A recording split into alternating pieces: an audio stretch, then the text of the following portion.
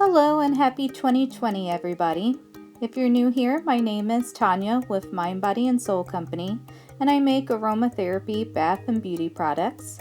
Today we're going to be making a cold process soap scented with a wild rose fragrance. I have my oils here in the bowl ready to go. It's a mixture of olive, palm, coconut, and castor oil. And then I'm going to go ahead and just get my lye water poured in.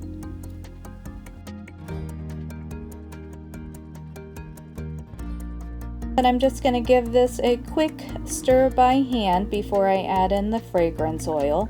This recipe is based on a brambleberry recipe, so a lot of the products I'm going to use today are from brambleberry, including this fragrance oil.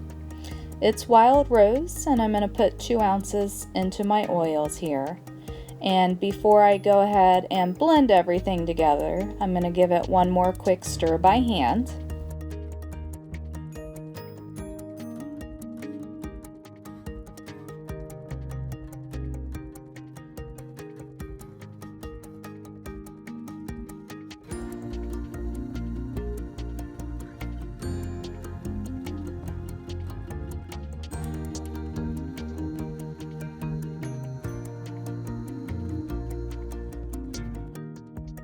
So I'm going to go ahead and give everything a quick blend here.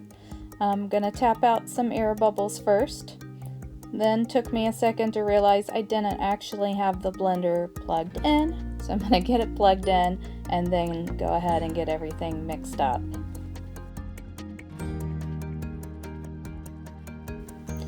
Okay, now that everything's blended up, I'm going to go ahead and pour some of this batter off into my container here on the side.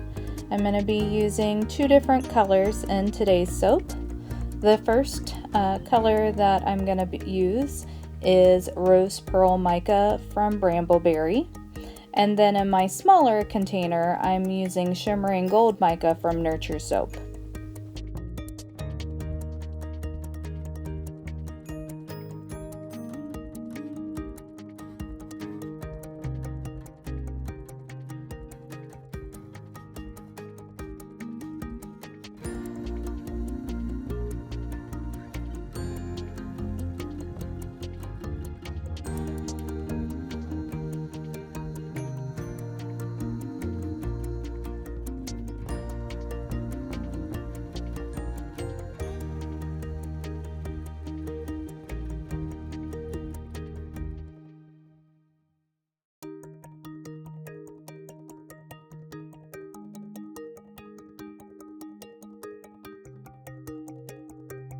Now that I have the color in, I'm just going to give each of these a quick stir by hand before I stick blend.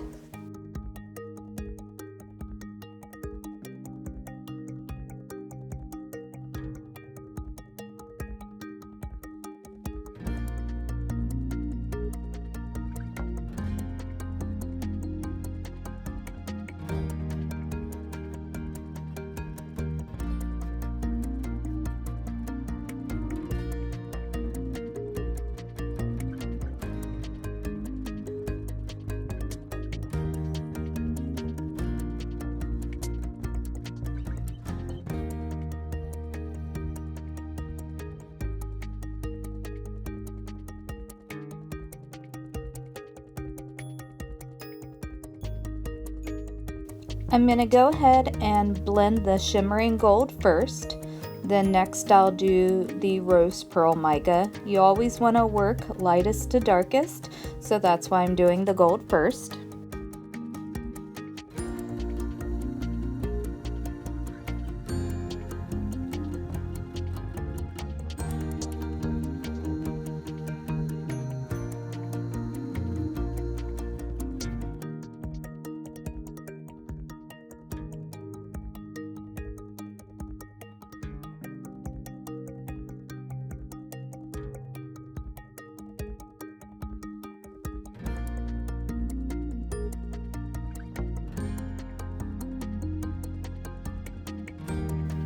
Now my original intent had been to do an in the pot swirl, but these thickened up on me way too fast for that to be possible. So I decided instead to go with a hanger swirl. So I'm going to get some of the pink in first. And then once I have that smoothed out some, I'll go ahead and add in the gold.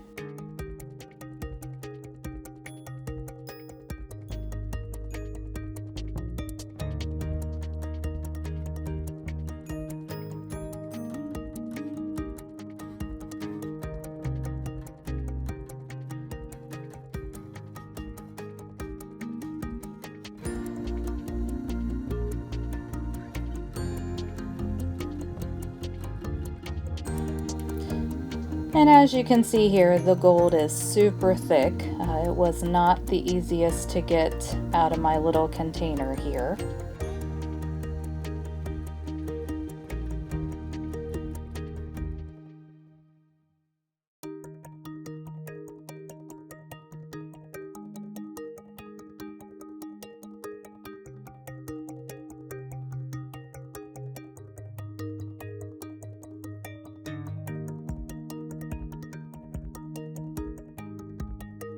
Then once I finally had the rest of the gold out and had it smoothed out and the mold tapped down, I'm just going to get the last of my pink in here and give it a good tap down before we do the actual swirl.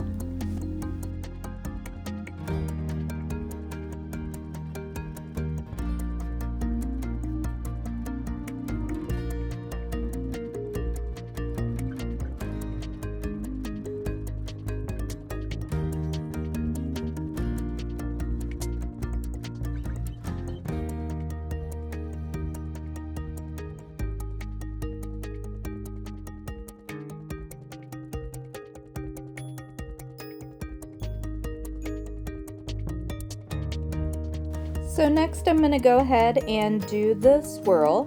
So I have my hanger tool here and I'm just moving it all up, down, across, all throughout the mold.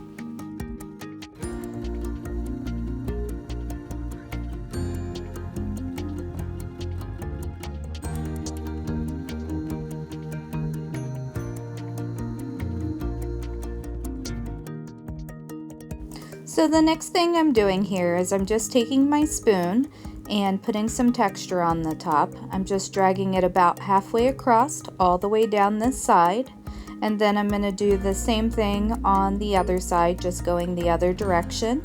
Then I'm going to add some dried rose petals down the middle of the soap.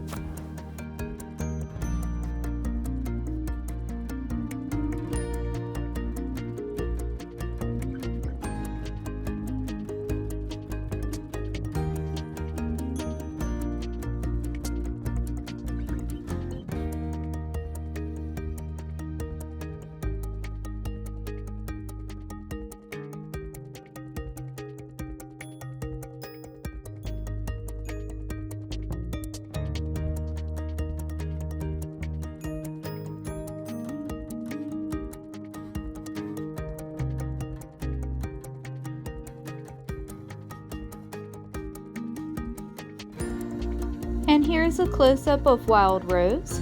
We're going to let this set up in the mold for 24 to 48 hours and then we'll be back to cut.